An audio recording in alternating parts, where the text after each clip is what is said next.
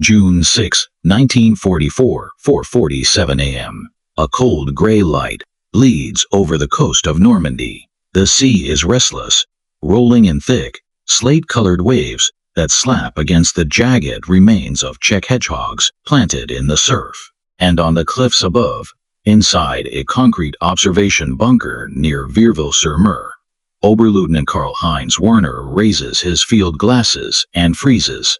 Something is moving on the horizon. Not ships, not landing craft. Something bigger. And impossibly silent. For a moment he thinks it's the fog playing tricks. The channel is full of illusions at dawn. But as the light sharpens, the shapes grow clearer. Massive dark silhouettes being hauled steadily toward the coast. Each one the size of a building drifting across the water like a ghost. You can almost feel Werner's heartbeat slow. Was this Dawes? He whispers, not to anyone in particular. Even the gun crews behind him stop loading their 75mm packed guns to stare. From the beach below, the air vibrates with the distant, muffled thunder of naval guns, Iowa-class batteries, and British monitors pounding the Atlantic wall. But for this one suspended moment, the Germans barely hear it. Their attention is locked on the horizon, where these impossible structures creep closer like floating fortresses. Down in the surf, Feldwebel Otto Kruger jogs across the sand with a rangefinder clutched to his chest. He squints upward, sensing the shift in the officers around him. Men who moments earlier bragged that no army on earth can break through here, now stand silently, their confidence draining with the tide. The shapes multiply. 5, 10, 15. Each one rectangular, metallic, colossal. They are not ships. They are not barges. They are something else entirely. Werner lowers his glasses, blinks, then snaps them back up again. They're still there. Great slabs of steel and concrete, piers, caissons, floating roadways, all lashed to ocean tug convoys and crawling toward Normandy as if an entire port city has been ripped from England and set adrift. Behind him, a young gunner mutters, "Sir, the Allies are building something." And Werner, the pragmatic officer, who has spent 2 years reinforcing this very coastline, feels a sensation he has not felt since the retreat from North Africa. A cold, creeping uncertainty, because the bunkers he commands were built to fight soldiers, and tanks, and landing craft. Not this. The reality is too bizarre, too enormous to process. German intelligence had reported nothing like it. Even the most imaginative engineers in the Wehrmacht never conceived of a port large enough to feed an entire invasion being towed across the sea. Yet here it is, drifting closer, taking shape, growing more monstrous by the minute. A storm of Allied aircraft scream overhead. But the Germans barely look up. Their eyes are fixed on the horizon, watching as the first Mulberry components swing into position. Massive Phoenix caissons taller than houses, ready to be sunk to form breakwaters. Werner turns to his sergeant. "Get Berlin on the line," he says quietly. "What should I report, sir?" He hesitates, because he doesn't have a word for what he's seeing. Then, with a stiff swallow, "Tell them the Allies have brought their own port." Behind him, the first LSTs are already beginning to nose toward the beach, carrying Sherman tanks, bulldozers, fuel trucks, an entire war being dragged ashore. And as the Mulberries creep ever closer, forming a man-made harbor right before their eyes, the men of the Atlantic Wall begin to understand. Whatever this invasion is, it has been engineered far beyond anything they were told to expect. The calm dawn they believed would protect them is gone. Something has changed. Something massive. Something that will make the Atlantic Wall useless. But the true shock, the moment that will break their last illusions, hasn't arrived yet. It's still floating toward them. Piece by piece, the first explosions of daylight tear open the horizon as the Mulberry components continue their slow, deliberate crawl toward the beaches. It's now 5:32 a.m. and the German positions along Omaha and Gold begin to stir with frantic motion.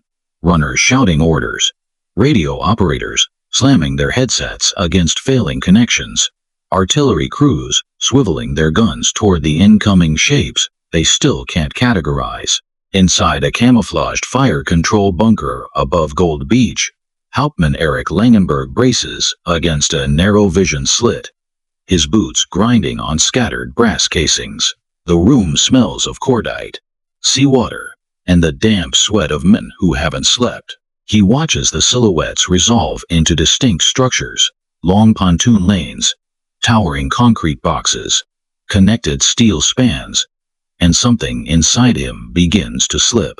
He has studied Allied engineering. He has reviewed every reconnaissance image the Luftwaffe ever managed to capture across the channel. But nothing, absolutely nothing, looks like this. Is this possible?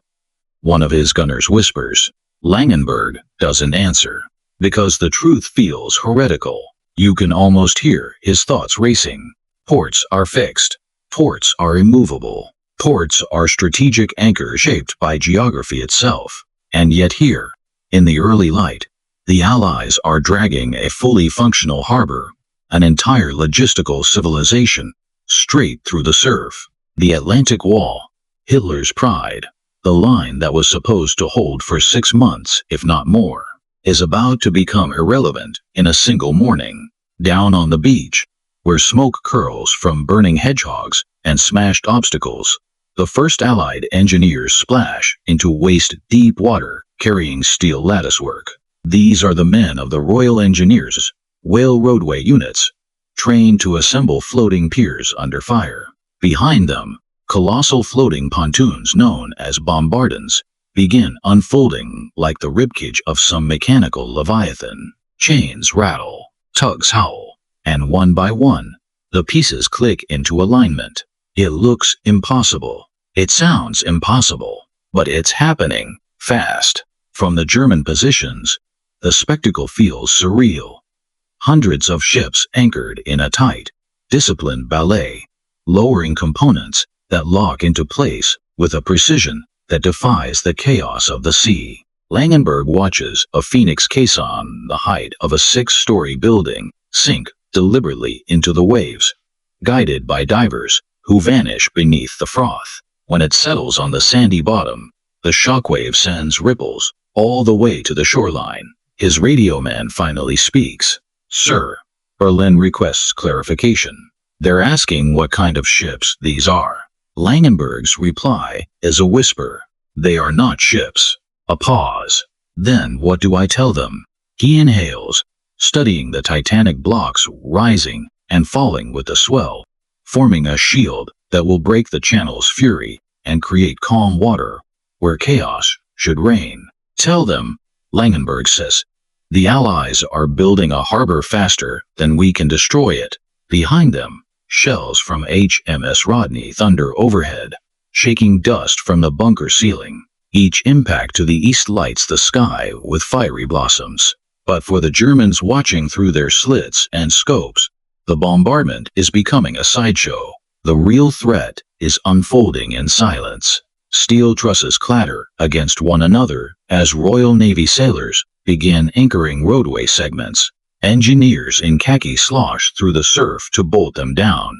American Seabees thunder ashore with bulldozers, clearing lanes with brutal efficiency. And with every passing minute, the Mulberry grows, and grows, and grows. Kruger, now posted near a machine gun nest overlooking Omaha's eastern flank, feels his throat tighten. He has seen Allied deception before. Fake tanks, dummy paratroopers, inflatable armies. But this monstrous harbor rising from the sea isn't a trick. It's a statement. A logistical fist aimed directly at the heart of Fortress Europe. He turns to his loader, who is staring blankly at the horizon. Otto, Kruger murmurs, do you understand what this means? The young man shakes his head. No, Herr Feldwebel. What is it? Kruger swallows hard. It means they're not planning to leave. The loader's eyes widen. Because if the Allies have brought their own port, If they can land tanks, fuel, artillery, and ammunition at this scale, then the battle for Normandy is not a raid or a gamble. It is the beginning of the end. And deep inside his bunker, Langenberg feels the truth settle in his bones. Something he would never dare say aloud. Something no German officer along the coast wants to believe. The Atlantic Wall, the fortification that consumed millions of tons of concrete and years of labor, is being defeated not by brute force, but by engineering genius. And the very moment this realization crystallizes, a new sound rises over the surf, one that will shatter the last sliver of German hope. A deep, rhythmic thunder, engines, hundreds of them, Sherman tanks preparing to roll down the floating causeways. The Mulberry isn't finished, not even close, but it's about to come alive. And when it does, the German defenders will understand the true scale of the storm breaking upon them. 6:18 a.m. A low, mechanical growl begins to rise over the surf, steady, growing, unmistakable. It vibrates through the sand, through the bunkers, through the very ribcage of every German soldier crouched along the Atlantic Wall. At first it blends with the crash of waves and gunfire, but then it separates, becoming its own monstrous heartbeat. Engines, dozens, then hundreds. Oberleutnant Werner lifts his field glasses again, and for the first time that morning, he steps backward.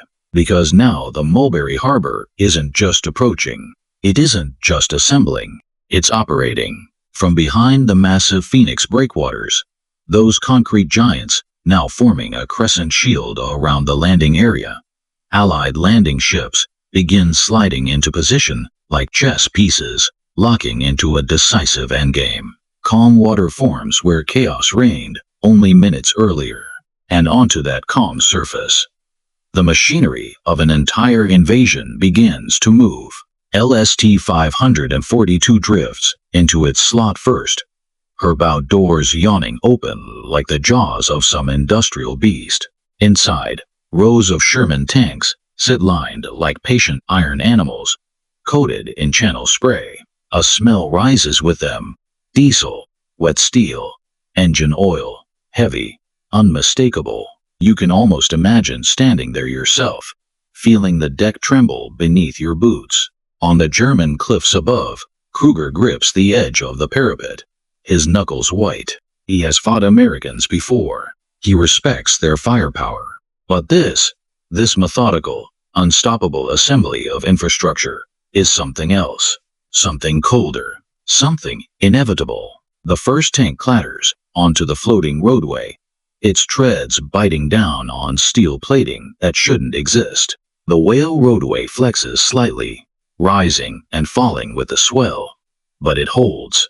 Another tank follows, and another, and another.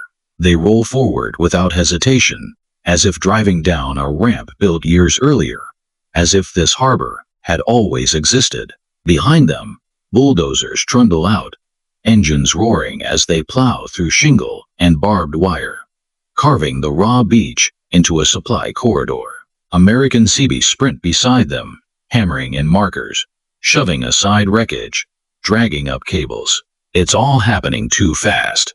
Artillery, Langenberg shouts, slamming his fist against the bunker wall. Target their bridge. Break the roadway. His crews scramble. A pair of 105mm guns farther inland fire the first salvos, shells arching high and whistling down toward the growing harbor. But the British Navy answers immediately. A flash. A crack that shakes the cliffs. A fountain of dirt erupts dangerously close to Langenberg's bunker. The Royal Navy's battleships and cruisers have been waiting for this. Any German gun that fires becomes a target in seconds. Kruger ducks as a counter-barrage screams over the ridge. When he peers up again, he sees smoke billowing from the treeline inland. What used to be the artillery battery they depended on. In less than 10 minutes, the guns that should have stopped the Mulberry are silenced, and still the harbor grows. On the water, a squad of Royal Engineers clings to the edge of a pier segment, bolting it to another section with practiced ease. Their commander, Captain J.A.B. Hamilton, waves a signaling lamp toward an incoming tug. The code flashes across the water. Roadway secure. Begin. Heavy flow. Heavy flow. In German ears, the phrase might as well be a death sentence, because now, trucks begin rolling out by the dozens.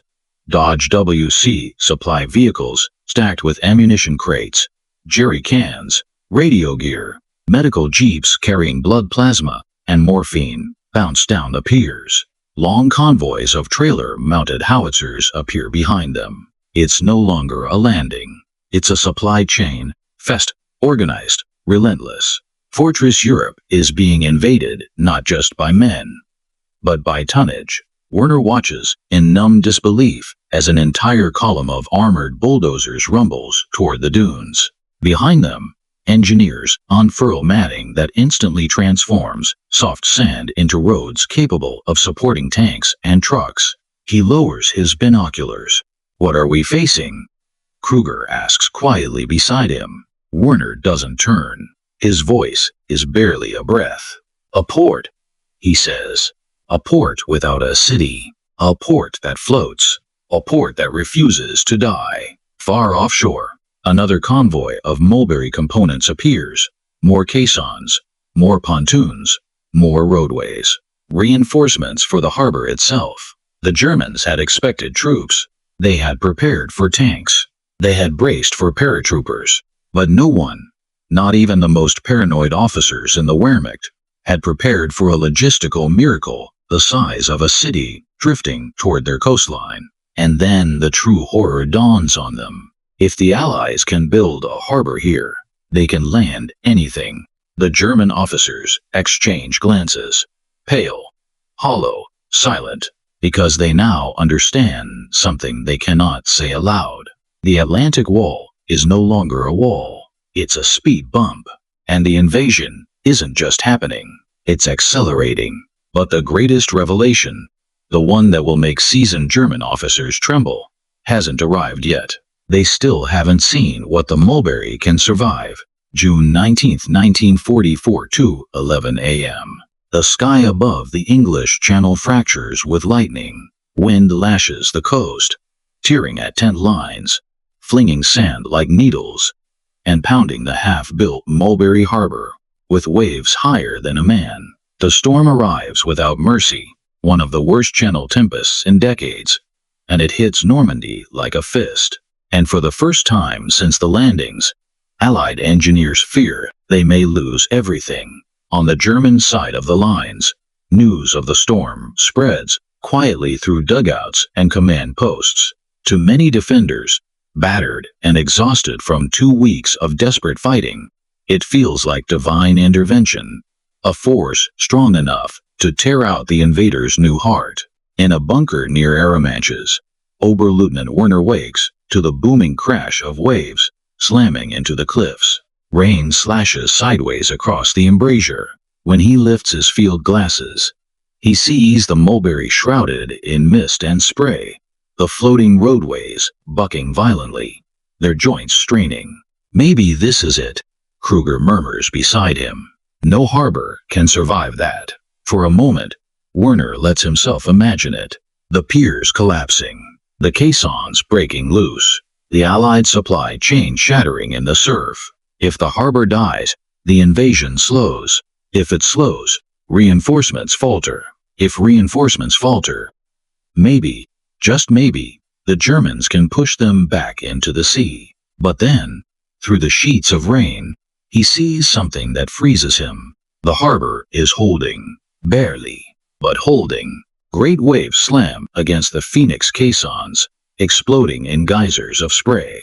Yet the massive concrete blocks, each over 6,000 tons, refuse to budge. They sit like ancient monoliths in the boiling sea, absorbing the fury of the storm.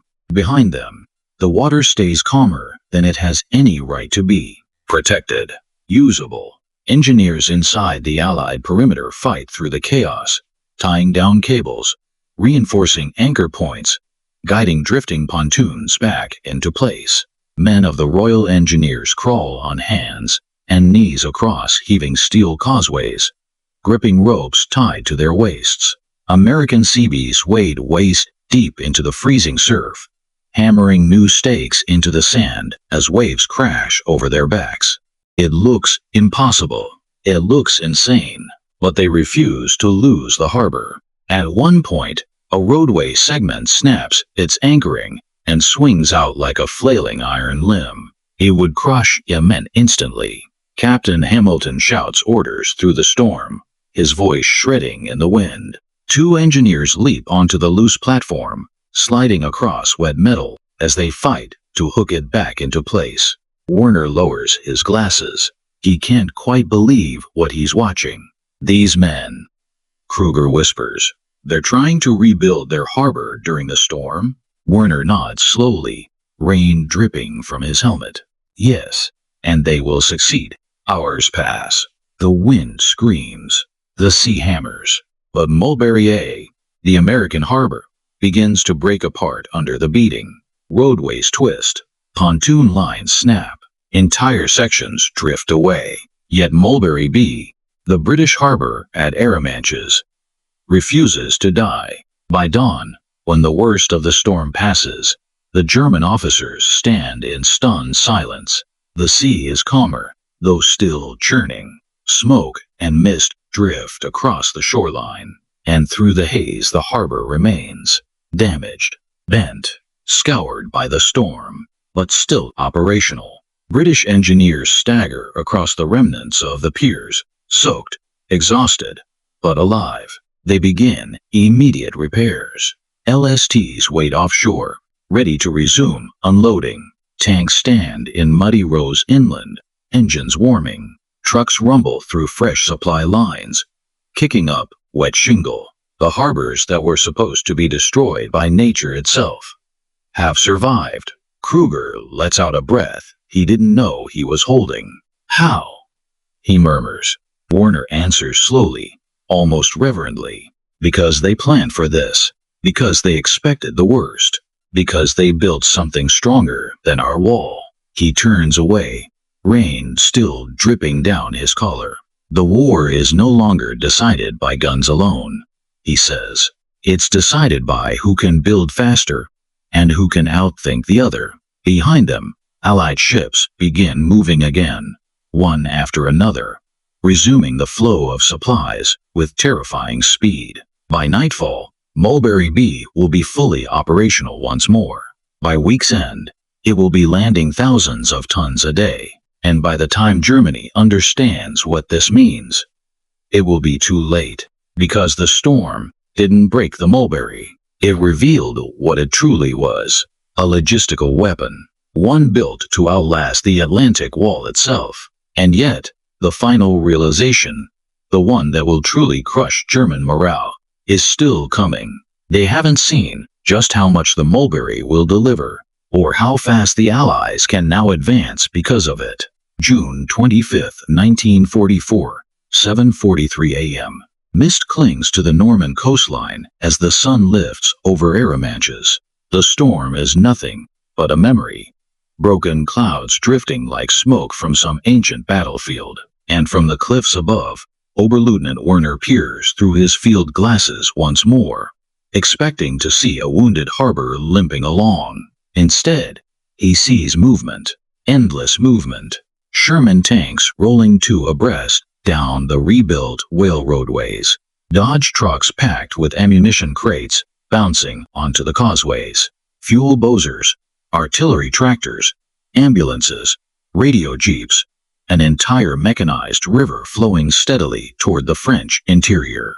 There is no pause, no hesitation, no sign the storm ever came. Warner lowers the glasses slowly, as if they betrayed him. How are they landing, even more than before? Kruger asks behind him, voice thin with disbelief. Because the numbers don't make sense. Not to soldiers raised on German doctrine. Not to men taught that logistics is merely the skeleton behind the army. Not the weapon that wins wars. Yet here the Allies stand, having turned engineering into a form of warfare.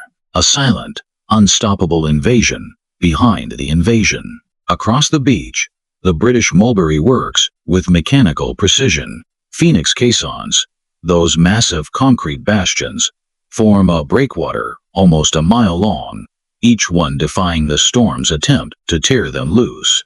Behind their shield, LSTs and cargo ships unload in calm water as though arriving at a permanent seaport. Lieutenant Alan Parker of the Royal Engineers shouts over the engine roar, "Keep it moving." Next 40 vehicles, ashore by 8. His men rush past, boots splashing in the shallow surf. Cranes swing overhead, lifting crates of field rations and 25-pounder shells onto waiting trucks. Longshoremen, sailors, seabees, and engineers work shoulder to shoulder, moving with an urgency born not of panic, but of practiced rhythm. This is not chaos. It's choreography. Werner can hardly look away. Once, the Wehrmacht excelled at lightning war, flexibility, speed, surprise. But what he sees now is something newer, something alien. A war fought not with blitzkrieg, but with industrial momentum. Farther inland, he glimpses long columns of Allied armor, fresh, clean, refueled, assembling for their next drive. Tanks gleam in the rising sun, newly arrived replacements for vehicles lost in the hedgerows. Artillery batteries stand ready with mountains of shells stacked behind them, each pile replenished by the harbor below. It hits Werner with the force of a shellburst. The Allies aren't landing troops. They are landing capacity. Capacity for movement. Capacity for fire. Capacity for replacement. For reinforcement. For endurance. Capacity for victory. From the German trenches, Kruger speaks what everyone else refuses to say aloud. "Sir, this isn't a beachhead anymore." Werner nods, his face pale. "No," he answers. "It's a continent, and they brought it with them." A long silence settles across the bunker. Then, without warning, another LST rumbles into position. Its ramp clatters open, unleashing yet another wave of vehicles. Men cheer as a row of brand new Churchill tanks belches exhaust into the morning air, and something breaks in the German defenders. A soundless, invisible fracture, because they now understand the truth. The Allies have defeated the geography of Europe itself. They have erased the lack of ports. They have rewritten the coastline. They have built a harbor where nature never intended one to exist. And because of that, the Wehrmacht cannot hold Normandy. Not for weeks. Not for days. Not anymore. Kruger swallows hard, watching as the endless convoy stretches inland, disappearing into the French countryside like the legs of some unstoppable iron beast. "What happens now?" he asks quietly. Werner doesn't turn. He keeps watching the harbor, watching the Allies turn steel, cement, and ingenuity into destiny. "What happens," he says, barely above a whisper, "is that Germany begins to lose the war today, whether we fight bravely or not." The breeze shifts, the sun climbs higher, and the Mulberry, the floating miracle that appeared one dawn without warning, continues to breathe steel and strength into the Allied armies. By nightfall, over 10,000 tons will pass through it. By the next month, hundreds of thousands. And every shell, every tank, every crate of fuel will push deeper into German-held territory. The Mulberry isn't just a harbor, it's a verdict. The Allies will not be stopped. Not now. Not ever again. And high above the beach, Werner slowly sets down his binoculars, knowing he is witnessing the moment Fortress Europe becomes a memory. July 10, 1944, 16:20 p.m. Dust rises in long, tan ribbons across the Norman countryside. The hedgerows shiver with distant artillery, and convoy engines hum like an endless swarm. In a quiet fold of terrain south of Bayeux, once a sleepy French pasture, 2 German soldiers sit beneath a shattered oak, their uniforms torn, their faces hollowed by weeks of retreat. Kruger turns a rusted canteen in his hands, listening to the rumble of Allied armor somewhere beyond the trees. The sound is constant now, like the tide. It hasn't stopped for days, he mutters. Werner sits beside him, map unrolled across his knees, though he no longer bothers marking new Allied movements. They arrive too quickly. They change too fast. Every morning the front shifts. Every night the horizon fills with new silhouettes. Shermans, Cromwells, half-tracks, more machines than the Germans can count. And all of them, Werner knows, are fed by the harbor he watched rise from the sea, the Mulberry. Even now, nearly a month after D-Day, the port continues to pump life into the Allied advance. Fuel in shimmering rivers, ammunition in mountains, medical supplies, food, spare parts, fresh uniforms, everything an army needs to do the one thing Germany can no longer do: sustain momentum. Werner presses a hand to the ground as another deep vibration rolls beneath them. Not artillery, not air raids, tanks, dozens of them. A column pushing toward Caen, toward the next German defensive line that will crumble, just like the last. You can almost feel the trembling earth beneath their boots. The ticking clock Germany cannot outrun. When did it happen? Kruger asks quietly. When exactly did we lose? Werner closes his eyes, and suddenly, he's back in that bunker above Arromanches, back in the gray dawn of June 6th, back staring through his field glasses at those impossible silhouettes drifting across the channel. A harbor that should not have been. A harbor that violated every rule of war he had been taught. A harbor that made a mockery of the Atlantic Wall. It wasn't the paratroopers, he finally says. It wasn't the battleships or the tanks or even the landing craft. He opens his eyes. It was the harbor, he whispers. The moment the Allies built a port on our shore, that was the moment we lost. Kruger looks away, swallowing hard, because he knows it's true. The Mulberry allowed the Allies to land what Germany could not replace, to feed an army faster than the Wehrmacht could weaken it, to turn a beach into a highway, a coastline into a staging ground, and a foothold into a juggernaut. Werner watches the convoy dust rising on the horizon, growing thicker by the minute. Wars, he says softly, are not decided by who shoots the straightest.